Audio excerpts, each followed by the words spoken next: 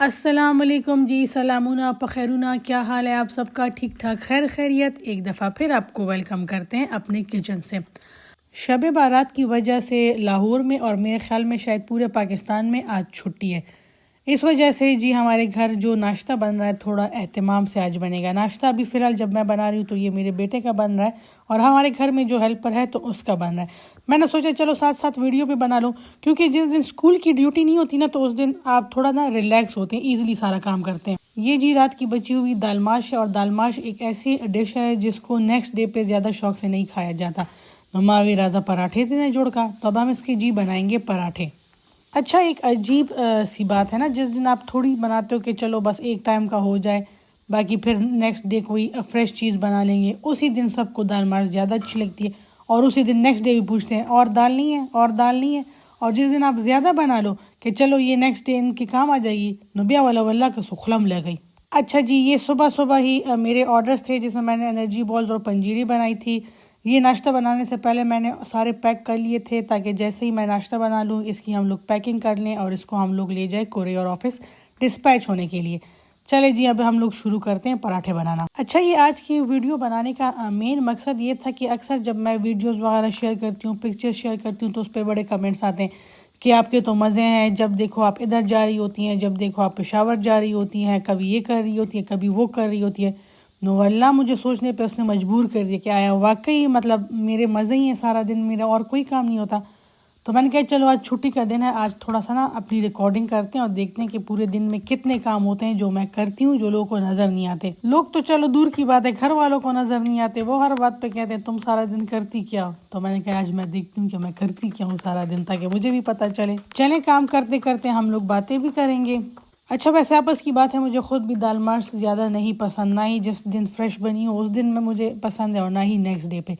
हाँ, मुझे जिस चीज़ के पराठे पसंद है ना, मुझे गोभी के पराठे पसंद है।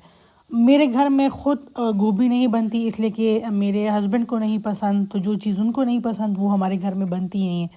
लेकिन मुझे खुद पर्सनली गोभी बहुत ज़्यादा पसंद है। मेरे साथ से घर में जब भी बनती है मैं उनसे कहती हूँ कि आंटी मेरे लिए थोड़ी सी बचा के रखा करें, मैं नेक्स्ट डे पे आऊँगी और आपने मेरे लिए पराठा बनाना है। अच्छा, पराठों का ये कि मैं खुद जब अपने हाथ से पराठे बनाती हूँ तो मैं नहीं खाती। पेशावर जब जाती हूँ अम्मी ने बनाया होता है तो अम्मी के हाथ तक खाती हूँ या अपनी सास के हाथ तक खाती हूँ। वैसे नॉर्मली मैं पराठे नहीं खाती, ना ही खैर मेरे डाइजेस्ट होते हैं पराठे ईजिली। में पसड़ा पाने ब्याह गरगंडी बली भी है। कुछ टाइम पहले ना मैंने एक वो वीडियो बनाई थी जिसमें कहा था कि औरत जो होती है तो वो रोज़ाना दिन में 3 से 4 मरतबा सुनती है कि तुम सारा दिन करती क्या हो। वो वीडियो मैंने औरतों की आवाज़ बन के बनाई थी और आज मैं जी मर्दों की आवाज़ बन के वीडियो बनाऊंगी। एक तो ताकि बैलेंस रहे, दूसरा हमारी वो सारी बच्चियां जो कि हम तरह की औरतों की बातें सुन के ना शादी से डरने लगती हैं और उनको लगता है कि जी बस इससे ये तो सज़ा है, सारा दिन काम करो फिर भी कोई अप्रिशिएट करने वाला नहीं है। अच्छा, साथ साथ आपको बताती चलूँ कि उस दिन जो मैंने ग्रोसरी करते हुए क्रश्ड अचार लिया था वो अक्सर मैं इस तरह पराठों में इस्तेमाल करती हूँ। पराठों में मतलब पकाते वक्त जब आप अचार डाल लेना और वो पक जाए तो फिर उसके गला ख़राब करने के चांसेस जो होते हैं तो वो बहुत कम हो जाते हैं और इस तरह ये ज़्यादा खट्टा भी नहीं होता। चलिए वापस आते हैं अपने टॉपिक पे। अच्छा, आपको मुसलसल पीछे शड़ की आवाज़ आ रही होगी, ये मैंने प्रेशर कुकर भी साथ में लगाया हुआ है इसलिए कि आज मेरे काम ज़्यादा है, पैकिंग वगैरह करनी है, फिर कोरियर ऑफिस जाना है, तो रात के खाने की तैयारी भी मैंने इसी टाइम पे कर ली। ज़ाहिर है जब किचन में खड़ी तो मैं फिर कहती हूँ कि चलो एक साथ जितने मैक्सिमम काम हो सकते हैं वो कर लो। अच्छा, यहाँ पे मैं अपने सोच के मुताबिक बात करूँगी या जो मुझे समझ आई है या जो मुझे फ़ील होता है मैं वो बयान करूँगी। ज़रूरी नहीं है कि बहुत सी औरतें जो है तो वो मुझसे एग्री करें।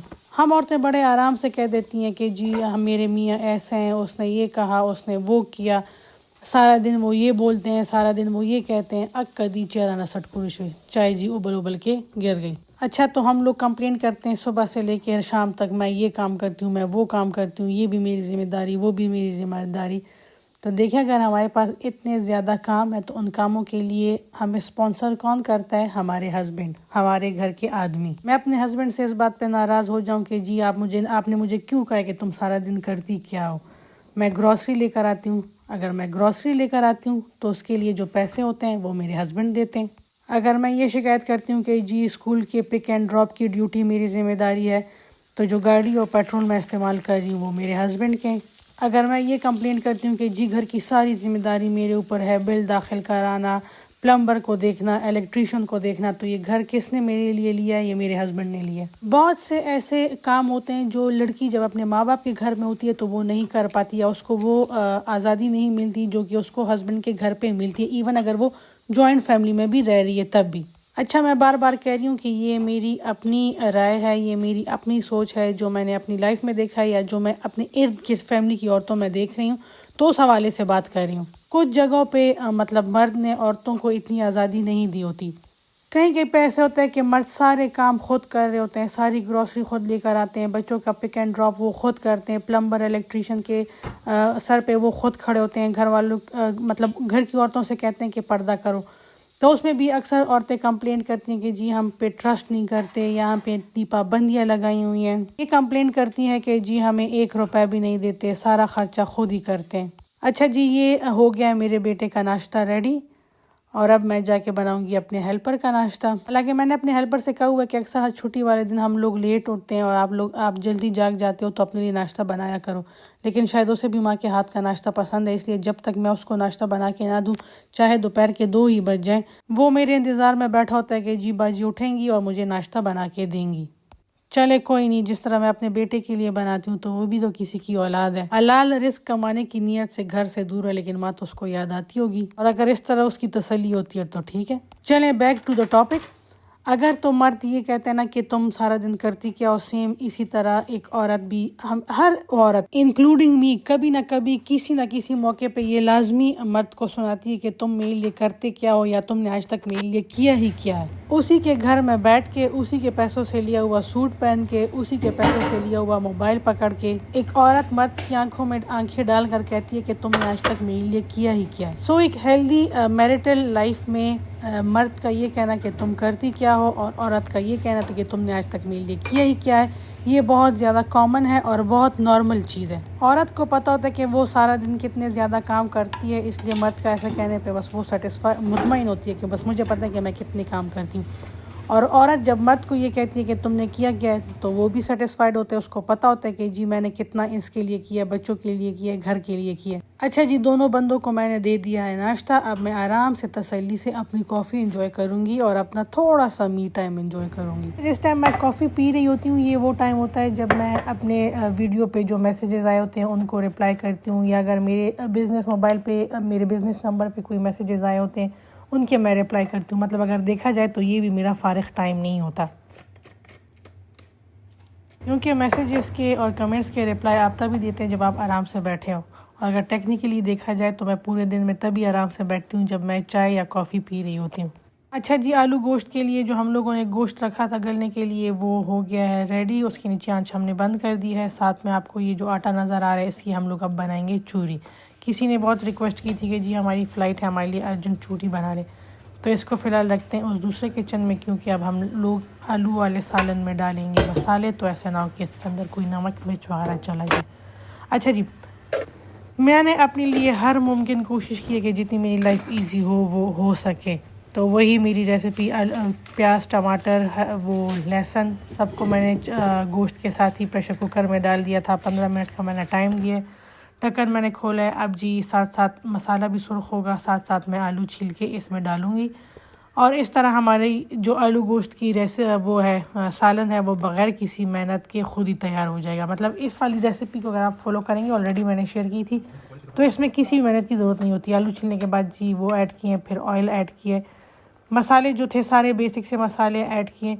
अब हम इसको थोड़ा भूनेंगे ताकि आलूओं में ये, मतलब पानी ऐड करने से पहले, इसलिए अगर इस स्टेज पे पानी ऐड कर ले तो ना टमाटर गले होंगे ना प्याज गले होंगे, और हर योशेच भी नो बगे बियल बियल तैयार आएगी।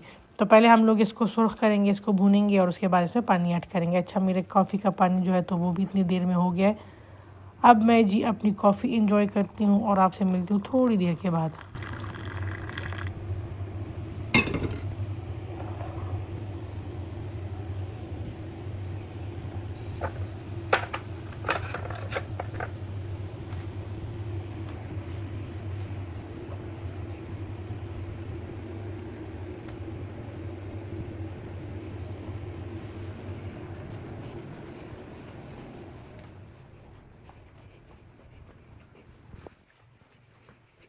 कॉफ़ी पीने के फ़ौरन बाद जी मैं आती हूँ किचन में और हम लोग अब बनाएंगे चूरी। इसलिए कि 2 बंदों को मैंने नाश्ता दे दिया और तीसरा बंदा जो है वो थोड़ी देर में उठेगा और फिर वो नाश्ता मांगेगा।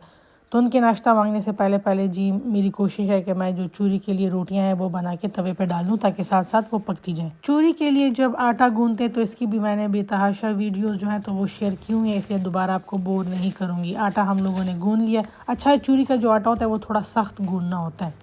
और नॉर्मली तो तंदूर पे रोटियां बनाते हैं, लेकिन मेरे पास तंदूर नहीं है, इसलिए मैं इसको तवे के ऊपर ही बनाऊंगी। ये मेरा जो एक्स्ट्रा लार्ज साइज़ का तवा है उस पर मैं बनाऊंगी। अच्छा, इसकी जो रोटियां होती हैं तो उसको आप बेलने से बेलते भी नहीं हैं, इसलिए कि इसको हम लोगों ने ज़्यादा फ्लैट नहीं करना होता। बस जिस भी शेप की आप बना ले तवे पे उसको फैला लें और ये जी अभी ख़ुद ही पकती रहेगी। दी वीडियो के मेवाड़ लख्याल शो दा लास खो में सुमरा ज़्याद घट थे, हालांकि जमा लासुना नरी नरी दुमरा घट नहीं जिसमें आप वीडियो के खारी वीडियो में मेरे हाथ बहुत मोटे आते हैं, पता नहीं ये क्या वजह है। चले कोई नहीं, अल्लाह खैर करे। अच्छा, अक्सर लोग मेरे से कंप्लेन करते हैं कि आप वीडियोस जो हैं तो उसमें गैप बहुत आता है, कभी 2 दिन बाद, कभी हफ्ते बाद। तो रीज़न यही होता है कि मुझे आराम से बैठने का टाइम ही नहीं मिलता ताकि मैं इस पर वॉइस ओवर कर सकूँ या इसको एडिट करके अपलोड कर सकूँ। अब जब रोटियाँ बनती, रोटी साथ साथ रोटी भी बनेगी और साथ साथ हम लोग जी जो आलू गोश्त हैं उसके लिए हरी मिर्चें और हरा धनिया भी काटेंगे। और अभी भी जब मैं ये वॉइस ओवर कर रही हूँ तो ये जी सुबह का टाइम है, घर वाले अभी सो रहे हैं और मैं अपनी कॉफ़ी इंजॉय कर रही हूँ। और अक्सर ये होता है कि मैं रिप्लाई करने में या एडिटिंग में इतना ज़्यादा बिजी हो जाती हूँ कि मेरी जो कॉफ़ी होती है वो ठंडी हो जाती है। फिर जी मुझे मौका मिल जाता है अपने लिए एक दूसरी कॉफ़ी बनाने का और थोड़ी देर और मज़ीद आराम से बैठने का। अच्छा, और कुछ दिन तो इतने ज़्यादा बिजी होते हैं ना कि मेरे एक हाथ में कॉफ़ी का मग होता है और दूसरे हाथ से मैं कॉफ़ी पी रही होती हूँ। और फिर जी वो कॉफ़ी का मग जो होता है तो वो मुझे नहीं मिल रहा होता। वो नेक्स्ट डे कभी जब हम लोग अलमारी खोलते हैं तो अलमारी में मैंने छोड़ के आई होती हूँ। कभी जब मैं ऊपर के पोर्शन में चली जाती हूँ, वहाँ कोई सफाई का काम वगैरह करना होता है तो ऊपर से कॉफ़ी के मग आ रहे होते हैं। बताने का मकसद ये कि कभी कभी मुझे ना आराम से कॉफ़ी पीने का मौका भी नहीं मिलता। अच्छा जी, आलू गोश्त जो है तो वो हमारे रेडी हो गए, उसमें हरी मिर्ची हरा धनिया जो है तो वो मैंने ऐड कर लिया है। पर्सनली मुझे ना ये आलू गोश्त का इस तरह दा टिंग टिंग सालन बहुत पसंद है, और साथ में पुदीने की चटनी हो और साथ में बाज़ारी नान हो, वाह वाह क्या डेडली कॉम्बो है। लेकिन अफसोस की बात वेट गेन की वजह से कभी मैंने आराम से तसल्ली से आलू गोश्त का सालन नहीं खाया। अगर खाया भी है तो चम्मच के साथ या सैलड के साथ। मेरे बेटे के स्कूल में रात को फंक्शन है और उसने कहा कि मामा मेरे लिए ये पेंट इस्त्री कर ले, तो इसके लिए अब मैं ये स्टीम प्रेस कर रही हूँ। अच्छा, ये एक अच्छी इन्वेस्टमेंट है अगर आपके घर जेंट्स वगैरह जो रेगुलरली कोट पैंट और इस तरह की मतलब जिन चीज़ों पे इस्त्री ईजिली नहीं होती या इस्त्री से दाग पड़ जाते हैं। इस्त्री करने से ना जो जेंट्स के कपड़े अक्सर होते हैं उस पर चमक सी आ जाती है, शाइन सी आ जाती है। तो उससे बचने के लिए ना तो ये स्टीम आयरन जो है तो इस पर लाजमी इन्वेस्ट करें। अच्छा, यहाँ पे आपको एक और बात बता दूँ, चलूँ घर के जितने भी काम है ना उसमें जो मुझे सबसे बुरी चीज़ लगती है तो वो इस्त्री है। मैं करती भी बहुत ज़्यादा गंद हूँ। मतलब मैं जब हस्बैंड को कपड़े इस्त्री करके देती हूँ तो वो 1 मिनट के लिए उसको देखते हैं और कहते हैं दाता इस्त्री कर दी, मैं आओ चुसी हमारा राजी आगा से कौन मदीना जिया हमारा नाराज़ी। मेरी जान जाती है इस्त्री से, वल्ला ऐसा है जैसे किसी ने मुझे सजा दिया, कोई मुझे कहे कि मेरे लिए कपड़े इस्त्री करो। जैसे इस्त्री से फारिग हुई तो जी मेरे हस्बैंड उठ गए और अब मैं उनके लिए नाश्ता बना रही हूँ। उनके नाश्ते में बेसन की रोटी मस्ट होती है। इस वजह से मैं क्या करती हूँ कि 3 दिन का मटीरियल एक साथ बना लेती हूँ, 2 दिन का या 3 दिन का। और वो जी मेरा मतलब ये मैंने कल बनाया था और उससे मैंने ये इतना जो था ये एक्स्ट्रा बना लिया था। ये अब जी मेरे 2 दिन काम आएगा। तो यहाँ पे आपको बताती चलूँ कि एक वीडियो की एडिटिंग पे मुझे कम से कम 2 से 3 दिन लगते हैं, इसलिए कि वन गो में मुझे टाइम ही नहीं मिलता कि मैं आराम से बैठ के एक वीडियो एडिट करके उसके ऊपर वॉइस ओवर करके उसको अपलोड करूँ। कभी 2 दिन लग जाते हैं और कभी 3 दिन।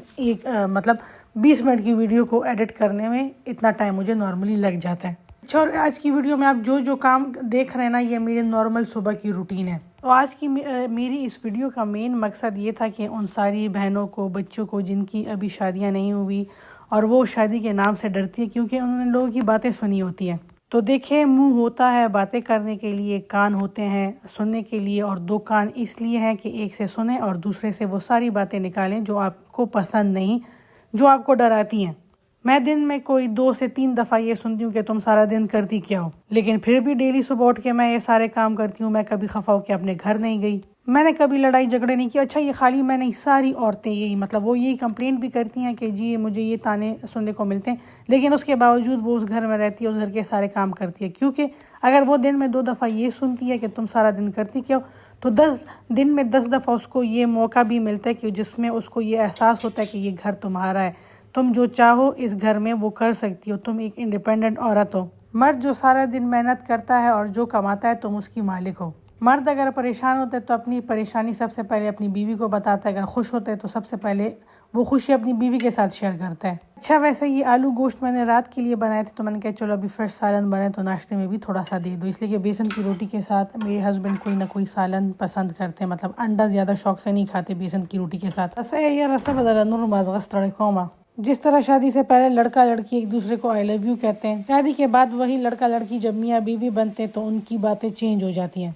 आदमी कहता है कि तुम सारा दिन करती क्या हो और बीवी कहती है कि तुमने मेरे लिए किया ही क्या है। तो ये एक नॉर्मल सी बात है, इसको ना बीवी जो होती है वो दिल पे लेती है और ना हस्बैंड इसको दिल पे लेता है। और यही वजह है कि मियाँ बीवी मरते दम तक साथ रहते हैं और इन्हीं बातों की वजह से ना रिश्ते में बैलेंस होता है। पता होता है कि अपने हस्बैंड की और उससे रिलेटेड जितनी भी चीज़ें उन सब की इकलौती मालिक मैं हूँ। और हस्बैंड को पता होता है कि जी मैं सारा दिन घर से बाहर होता हूँ, रोज़ी कमाने के लिए निकलता हूँ, पीछे जो मेरा घर इतने अच्छे तरीके से चल रहा है, हर काम अपने टाइम पे हो रहा है, टाइम पे मुझे खाना मिल रहा है, टाइम पे इस्त्री कपड़े मुझे मिल रहे हैं। अगर घर का कोई फर्द बीमार है तो उसकी बिल्कुल उसी तरह ट्रीटमेंट की जाती है जिस तरह घर हॉस्पिटल में एक नर्स करती है। मर्द जो कमाता है वो अपनी बीवी को हाथ में देता है क्योंकि उसको पता होता है कि मेरी बीवी कोई फजूल खर्ची नहीं करेगी और जो सही प्रॉपर जगह होगी खाली वहीं पे इस्तेमाल करेगी। और एक दूसरे पे ट्रस्ट की वजह से लोग मरते दम तक एक साथ रहते हैं, इसलिए मियाँ बीवी को दुख सुख का साथी कहा जाता है। और फिर अगर ये छोटे मोटे ताने एक दूसरे को ना दे तो फिर तो इंसान और फरिश्तों में फर्क ही नहीं रह जाता। और यही मियाँ बीवी जो आपस में इतना लड़ते झगड़ते हैं, अगर मर्द के सामने कोई उसकी बीवी की बुराई करे तो वो बर्दाश्त नहीं कर पाता